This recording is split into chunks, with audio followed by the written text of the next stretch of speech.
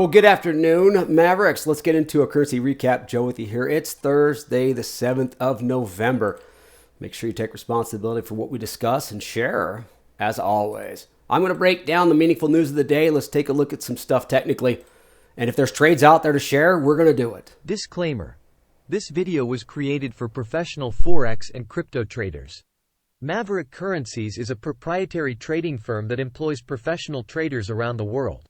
Our traders trade firm capital and keep 70 to 80% of profits they generate.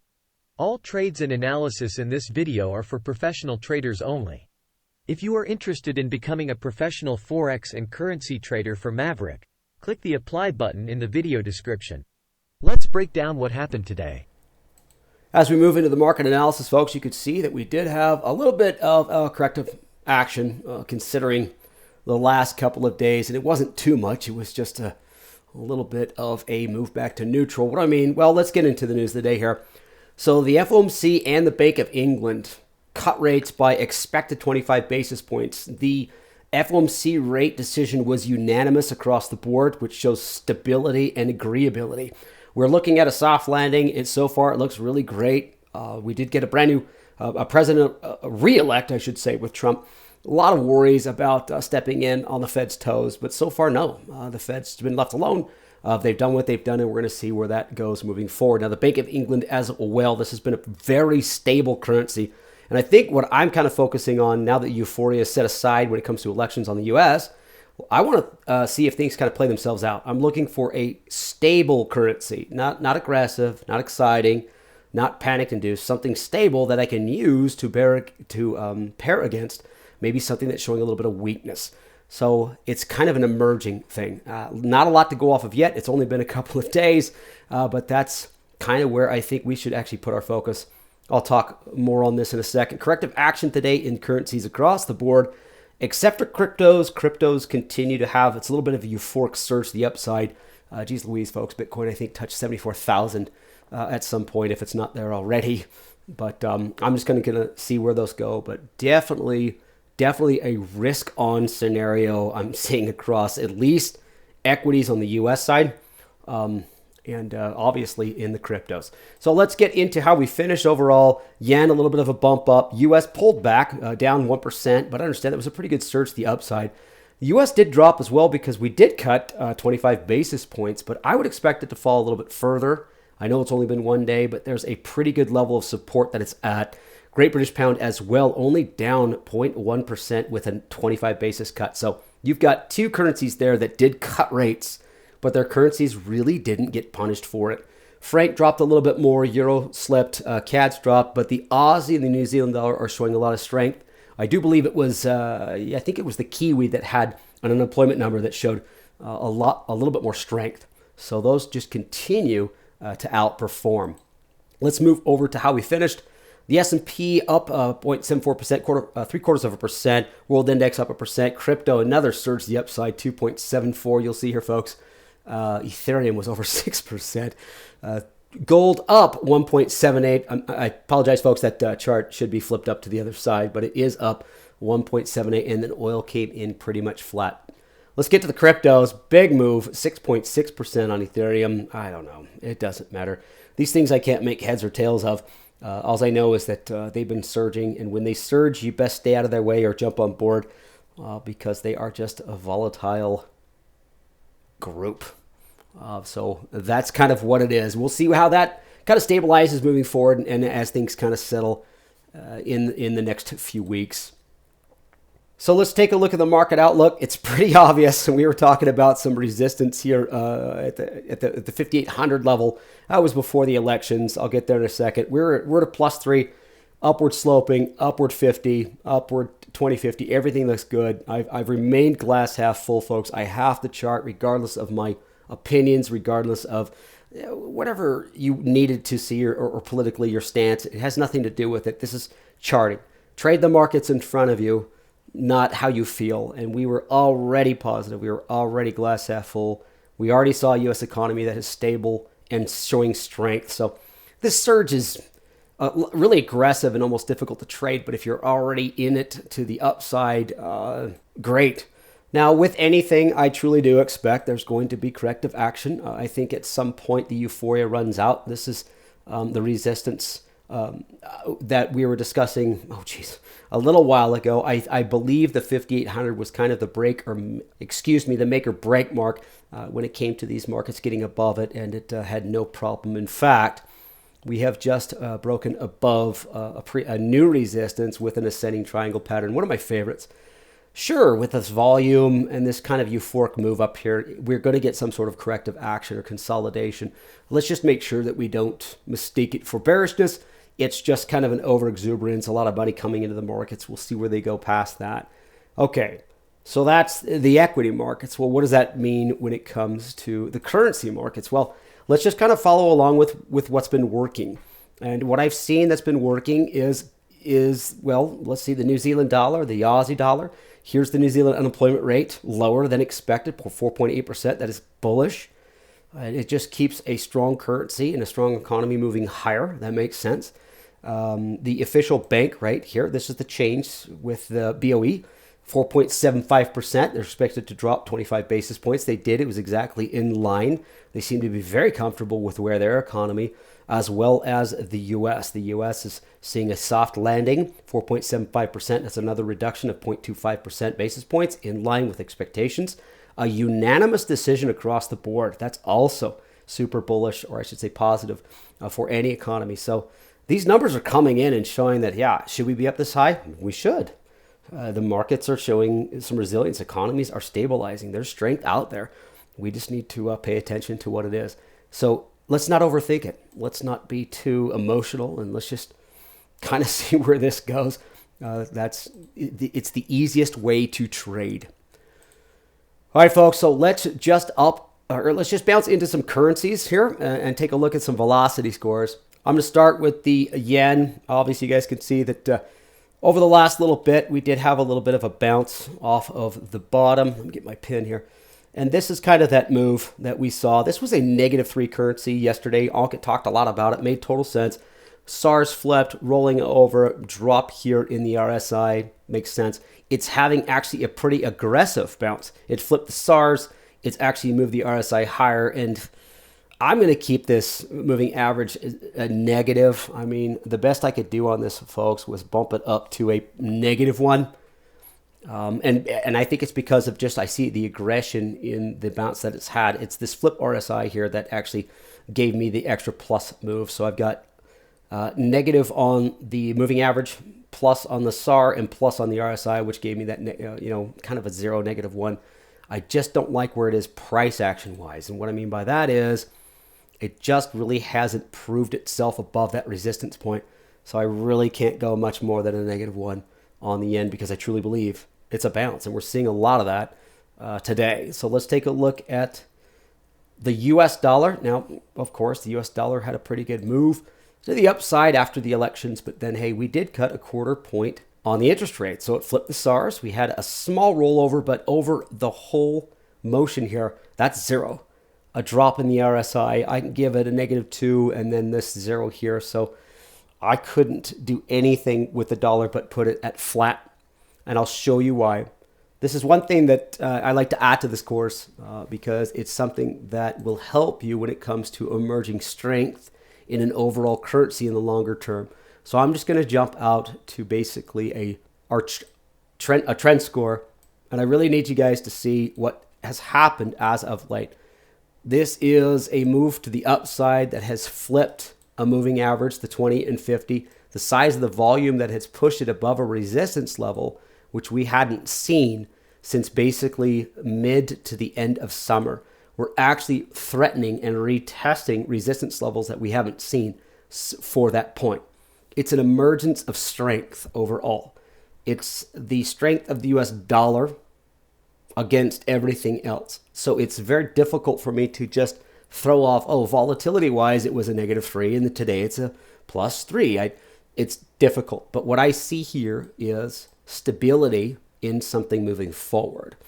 And so, yeah, that's kind of what I focus on overall. Volatility wise, you could argue a -1. I'm going to keep it as 0. Let me go back to that chart just to make sure that you guys have it. Let's go back to the, the velocity score on it. And yeah, if you wanted to count switches, flip overs, SARs, the long story is it just got volatile, right? It's still consolidating. It's still a zero. It did go up to here and down to here. It did have a RSI that went from here back down to there, but overall, it's flat. So the worst I could give the US dollar is a zero. Here's the franc. The franc has been weak, and it has stayed weak. This is something that is showing weakness, and it has for a while. SAR is moving lower. Moving average is moving lower. And the RSI is pretty much as flat as it can get. This is something that's super weak. It looks like it's continued to be weak as far as the velocity goes. So a lot of these become easier to see than others. Here's the euro. Now the euro has been actually pretty weak. I thought it was going to kind of sustain some strength just based on what I've seen in the pound, but it has not participated, right? We got a flat RSI, but it is well below that 50, and it's showing just consolidation down here, a falling parabolic SAR and moving average. Really easy for me to actually keep this as a -3. I did keep it. I did put it as a -2 because I see a flatlining RSI, which means it looks like it's ready to consolidate, if not move or have a little bit of a bounce. Overall, folks, it is still very bearish. Now, here's the pound, kind of in the similar situation as the dollar, but more of an easier kind of sideways. US dollar was a lot more volatile, right? We had the elections, we had it move up, we had a rate cut, it moved down. But what I thought was really cool about the pound is they had a 1/4 point cut yesterday. And this is it. This is all we get in the volatility. Excuse me, the velocity. It's consolidating. It's completely flat. Sure, we got a flip over in the SAR there, but it's completely flat here. I mean, the pound for me is a zero, but I could seriously see that as a zero with +1. I put it as a zero just because it's consolidating. But understand, folks, it's not what it does day to day. It's what it does, every few 5-6 days, every week to week is a better way to actually see these. So showing some strength. Let's go to the CAD. The CAD had a pretty good bounce and is rolling back over. I didn't have the CAD moving too far off of consolidation as well. It did have a little bit of a blip to the upside. A pretty good drop in the relative strength index, but it is slightly below the 50. We saw this go below the 50 before it had to move higher. So I'm just going to say, hey, that's kind of a zero. I mean, we can give it a -1. Flipping the SAR there. Yeah, it's early yet, but boy, more important to me, folks, is where price action lies. I have a hard time believing in momentum unless it really correlates with where price action and support and resistance levels correlate. So this to me is just a bullish pullback. It's going to be half glass full here, but since I'm taking in consideration the SAR, a little bit of a turn here, which, boy, that doesn't do anything. But the drop in the RSI, I kept it as a zero, just to be fair. Nothing I really want to make any real move on. Let's take a look at some super strong ones. Aussie dollar. This is emerging, just another move higher, another breakout, another surge. It's a +3. It had an anemic pullback. That SAR was negative for I don't know, what's that, 4 hours? 1 4-hour candle, and then boom, off to the races. Flips, extension. Look at the relative strength. Look at the RSI on this thing. It's just surging higher. At this point, it's probably easier for us to basically just back out to a daily score, a daily chart and just trend score this thing, because it is just very strong. You're looking at a resistance breakout on the daily chart overall. So the Aussie dollar is kind of a no-brainer when it comes to pairing it with anything weak, and it just continues to show it. The New Zealand dollar, once again, I believe that this did have actually better than average expected news when it comes to employment, and it's just following suit. Let me go back to the velocity score chart here, folks. And there it is. Flattening out a little bit on the RSI. Jeez, I guess I'll give that a zero. But a turn up in the moving average breakout. Most importantly, you guys heard me just tout about price resistance and price movement. It broke above some resistance levels that it had been toying with. Sure, it's pulling back, but a turn in the moving average, flipping the SAR, consolidation there. It was simple for me to at least put this at a +2, and it'll probably continue to show strength. Outside of that, folks, we'll briefly take a look at just for fun, we'll take a look at the cryptocurrencies. But personally, folks, I think the cryptocurrencies is more of an emotional surge than it is anything. This is Bitcoin and flat on the RSI, which the momentum is kind of just tapering off. A big surge based on an announcement. I truly believe this was 90% reactionary based on election results. It didn't matter who won. I don't think it mattered who won. It's just the fact that they're past. And that big surge, I mean, it's all-time high, 76,000 per Bitcoin. Setting high after high after high. It's in its good surge. When's it going to pull back? I don't know. I don't care. RSI says it is definitely running out of steam. Is this something that I want to anticipate to try to catch as it consolidates or pulls back? Absolutely not. It is a little bit outside norm. Here's cash doing pretty much the same thing. We have that similar high base on the RSI, meaning that momentum is slowing, which of course it is. The election's 1 or 2 days past now. We'll see if that consolidates. Let's take a look at the big mover today. Ethereum here, RSI well above. Geez Louise, it spiked. Geez, what's that? 86, 80, 85. 85 on the RSI, and the only pullback it has was to 74. So yeah, this is a euphoric move. It's fun to watch, very difficult to trade, and almost impossible to time. And of course, since we're here, here's Litecoin showing the same thing. In fact, this RSI is still sloping towards that 70 point. So euphoria is not done in all currencies. It's definitely done in some, right? The US dollar and the Great British Pound, because they do have, well, they did have rates, and both were cut and they're in line. It was very cool to see that they did come down, but not nearly. I mean, it's only the first day. We'll see if they continue to go lower. But boy, stability is the new strength. And you guys, I want you to kind of put that in the back burner, because if you could see these currencies stabilizing, it's going to be a nice thing to pair against some of the weaker ones as we move forward. So velocity score, things have changed, right? Big surge in the cryptos. They still up there. New Zealand, Aussie outperformers. The risk on, definitely a risk on. We saw a big push in risk on, even in the equities, right? We saw a lot of stuff that had pulled back, a lot of risk, a lot of conservative trades, kind of going a little bit lower, money back into the risk on, and we're also seeing it here with New Zealand, Aussie up, the francs dropping, the yen actually a little bit of a bounce, but most of this is kind of a consolidation, a stability thing. It's really difficult to kind of pair anything right now as volatility all over the place. Now, that doesn't mean that I'm not going to at least try. So let's go ahead and take a look at some possible trades. What do? Well, we got the Kiwi, we got the Aussie, we got the franc and the euro. That's pretty much where I'm going to go. So let's just for fun take a look at some of those. So let's get started here with the Aussie franc. It's almost too good to be true, of course. We probably missed this as it moved higher. But let's take a look at it on a daily chart. I know we're going to use the velocity score, but that's fine. It doesn't matter. I love the surge in the RSI, the flip and the SAR, a little bit of a push higher. We're early yet when it comes to an absolute break against it. I do expect the franc to probably bounce at some point at the same time the Aussie pulls back. So consolidation up at this area. When it comes to the momentum, we're extended. But what I can do is take a look at some support and resistance level earlier. So if you guys want to keep this on your watch list, you've got a good currency against a bad currency, right?